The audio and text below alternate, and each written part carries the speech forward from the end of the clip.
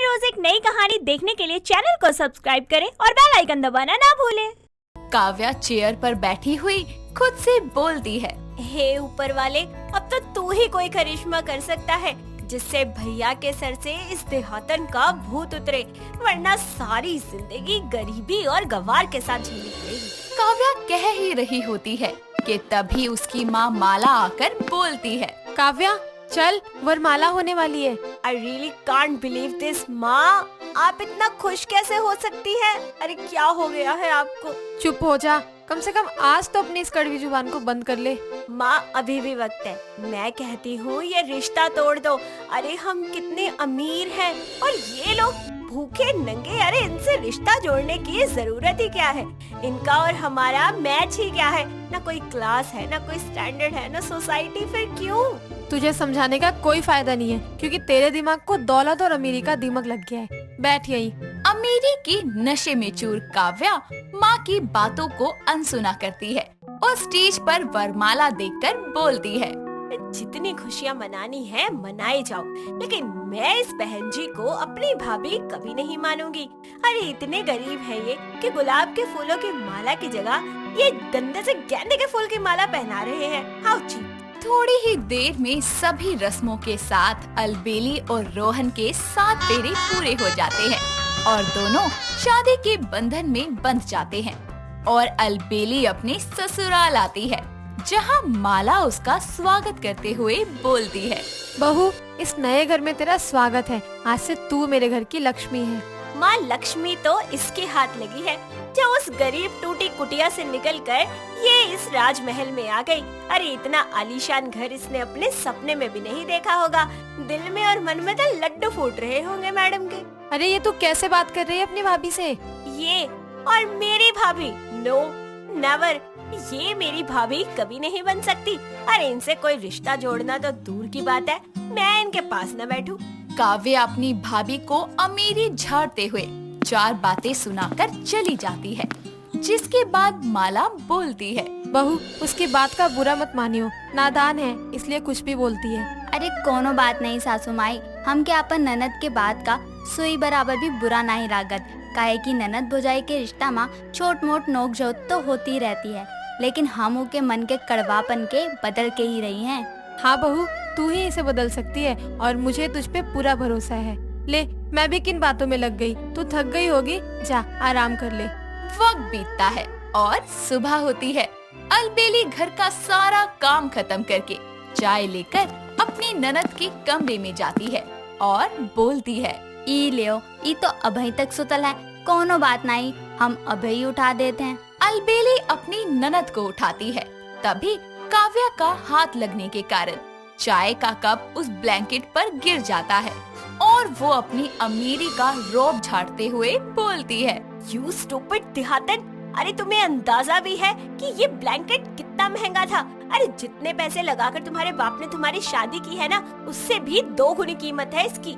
हाय दैया, सच बोलो, इतना महंगा कंबल रजाई होखत है, तब तो इका बेच के हमरी गांव देहात के 2 लड़की के ब्याह हो जाई। जस्ट शट अप और निकल जाओ मेरे कमरे से, और दोबारा मेरे कमरे में कदम रखने की कोशिश भी मत करना।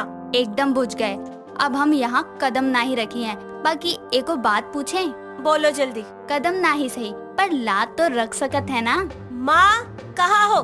जल्दी आओ माँ। अरे क्या हो गया, क्यों चीखे जा रही है? माँ अपनी इस नमूनी बहू को लेकर जाओ यहाँ से अभी के अभी। काव्या के कहने पर माला अलबेली को लेकर चली जाती है, जिसके बाद शाम होती है और काव्या बैकलेस गाउन पहनकर रेडी होकर नीचे आती है और अपनी ननद को ऐसे कपड़ों में देखकर अलबेली के हाथ से वास गिर जाता है और वो चौंकते हुए बोलती है, हाय राम, ई का पहनावा है।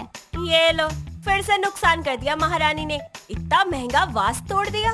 अरे वो फूलदान के गोली मारो और ये अपन कपड़ा देखो। ओ अच्छी है ना, तुम जैसी गरीब सी को मेरी ड्रेस तो पसंद आएगी ही ना। अरे काव्या, तोहार कपड़ा में दर्जी पीछे के कपड़ा लगावल भूल गई है का? या फिर ऐसा हो सकता है कि वो कपड़ा ही चुरा लिया हो? कोनो बात नहीं, हम तो के अब ही लपेट दी हैं। काव्या के बैकलेस फैशनेबल ड्रेस से अनजान अलबेली उसे मेज पर बिछाए रनर से ढकने लगती है और ये देखकर काव्या गुस्से में बोलती है। अरे अब कौन से दौरे पड़ गए तुझे? अरे ये बैकलेस गाउन मैंने पूरे 15,000 का लिया है। अपने गंदे हाथ हटाओ इससे, वरना खराब हो जाएगा। तुम हर वक्त आपन अमीरी के रोब काहे दिखावत हो, और इमा ऐसन का है जो इमे 15,000 फेंक के आ गई तो के दुकानदार ठग लिया है। पीछे से आधा दे लोकत है। राम राम राम ठको का। अरे तुम किस हक से मुझे इतना बोल रही हो? तुम्हारी एक पैसे की औकात नहीं है मेरे सामने, समझ गई? और अपनी जुबान बंद रखो। काव्या, जोवन पैसा के तू ज्यादा गुरूर करत है ना, उके गुरूर चूर चूर होके में बकत नहीं लागत है, समझी? हर बखत खाली आपन अमीरी झाड़त रहत है। काव्या को अपनी भाभी की बात का कोई फर्क नहीं पड़ता और वो पार्टी के लिए निकल जाती है। जिसके बाद अलबेली उसके कमरे में जाकर बेड पर बिखरे कपड़ों को देखकर बोलती है, ई लियो, वैसे तो हर बात में आपन अमीरी दिखाए में 1 सेकंड नहीं लगावत है, फिर ई फाटल जींस काहे रखी है? कोनो बात नहीं, हम ई के सिल के पहने लायक बना देते हैं। अलबेली फटाफट काव्या के बिखरे कमरे को साफ करके उसकी स्टाइलिश महंगी रफू को सिल देती है। इसके साथ ही वो उसकी सभी मिनी स्कर्ट्स को सोसाइटी के बाहर गरीब बच्चों को दे देती है और बोलती है, देखिए अलबेली, आज तो हर अमीर ननद ई जींस के देख के खुशी से गाजर टमाटर जैसन लाल हो जाई हैं। इतना बोलकर अलबेली किचन के कामों में लग जाती है। ऐसे ही कुछ दिन बीत जाते हैं और काव्या की नजर अपनी सिली जीन्स पर जाती है और वो उसे लेकर नीचे आकर गुस्से में बोलती है, अलबेली कहाँ हो तुम? निकलो बाहर। अच्छा, हमार ननद चिल्लात है का? ओ, ई जीन्स की खुशी में गला फाड़त हो? हम ही सिले हैं इका। फिनिशिंग अच्छी है ना, दर्जी के जैसन। वैसे तो थैंक यू बोले के जरूरत नहीं। तुझे थैंक यू बोले मेरी जूती? अरे किससे पूछकर तूने मेरी जींस की धज्जियां उड़ाई हैं, ये बता। अरे ये फाटल रहे ना, यही वास्ते हम इका सिल दिए। बहन जी, ये फटा नहीं है बल्कि ये फैशन है। पूरे 5,000 की जीन्स खरीदी थी मैंने। खैर जीन्स की छोड़ो, ये बताओ जो मेरी मिनी स्कर्ट है वो कहाँ है? अरे वो सब छोट हो गए रहे ना, तो हम बाहर गरीब बच्चन के दे दी हैं। अलबेली की बात सुनकर काव्या गुस्से में उसे एक जोरदार चाटा लगाती है और कहती है, बहुत खूब, वो गरीब तुम्हारे रिश्तेदार थे ना जिनको तुमने मेरी इतनी महंगी स्कर्ट दे दी। आगे से ना याद रखना, मेरी चीजों को बिना पूछे हाथ मत लगाना। और वैसे भी अब वो जब तुमने दे ही दी है ना तो तुम ही रखो, मैं नई खरीद लूंगी। वैसे भी घर में पैसे की कमी थोड़ी ना है। काव्या दिन पर दिन अपने पिता के छोड़े हुए संपत्ति का गलत इस्तेमाल करती और एक रोज उसकी कुछ सहेलियां उसके घर आती है और अलबेली उनका स्वागत करती है। तभी ऐना बोलती है, यार ये कौन है? कोई खास नहीं, नौकर ही समझ ले। यार काव्या, तेरी नौकरानी तो बड़ी मेहनती है, हमें भी कोई ऐसी नौकरानी ढूंढते। बंद करो अपनी जुबान, ये मेरी बहू है, समझी? क्या बहू? और ये? काव्य, तूने हमसे इतना बड़ा झूठ बोला। अरे अपनी ही भाभी को नौकर बोल दिया। तभी मुझे शक हो रहा था कि एक नौकर इतनी केयर थोड़ी करता है। ये केयर और प्यार तो सिर्फ रिश्तों में होता है। सॉरी भाभी, हमें माफ कर दो। कोनो बात नहीं, तुम दोनों हमारी ननद की सहेली हो। कर लिया इन दोनों को भी अपने बस में। पता नहीं कौन सा जादू टोना करती है ये। प्यार के जादू। तू खुशकिस्मत है कि तेरी भाभी तुझसे इतना प्यार करती है कि वो तेरी बात का बुरा भी नहीं मानती है। तुझे कोई हक नहीं है उनकी बेइज्जती करने का, समझी? बंद करो तुम दोनों इस गरीब की तारीफें करना। Gate loss. काव्या की बढ़ती हरकतों को देखकर माला के सब्र का बांध टूट जाता है और वो बोलती है, तेरे अमीरी का घमंड दूर करने के लिए मुझे अब सच बताना ही पड़ेगा। कैसा सच? आज जो तू इस आलीशान महल जैसे घर में रह रही है ना, वो तेरी भाभी के बदौलत है। वो कैसे?